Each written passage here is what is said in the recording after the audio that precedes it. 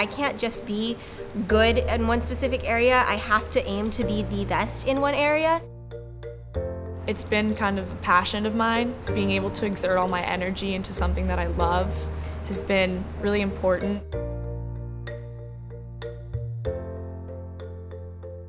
I think I have to start with my parents. You know, I think the tenacity story really starts with them. Both of them grew up in the Bay Area, and the words that my parents introduced into our vocabulary as a family as we were growing up, determination, motivation, we talked about setting goals, and those kinds of things have become part of our tenacity principles.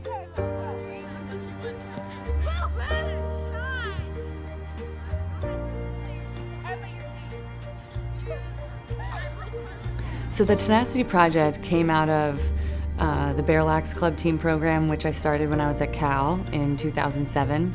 The idea was to reach more and more girls and to grow the sport and teach life lessons through the sport on top of just making them better lacrosse players and college prospects. I am not very confident, and I would always not really want the ball or not really want to be past the ball because I thought that I would mess up. But my teammates were so supportive, and so were my coaches. They told me, just take the ball, do what you need to do, and I got over that fear of not being good enough. I think I've always been told that I've been too short. So I realized that I can't just be good in one specific area. I have to aim to be the best in one area, and that's the only way I'll be able to stand out, because I'm not going to be able to stand out in my physical size. Being a player on the West Coast almost gives me a little bit of an edge, because I've always had to almost prove myself, and that's given me energy and motivation to keep getting better. Our mission is to empower girls through the sport of lacrosse. We definitely want the players to be better with the X's and O's and with technique, but we also want to be a part of crafting their identity for after they play their last game. We've had girls that struggle with depression, anxiety, eating disorders, and I think the tools that you learn through sports can help handle those sorts of things.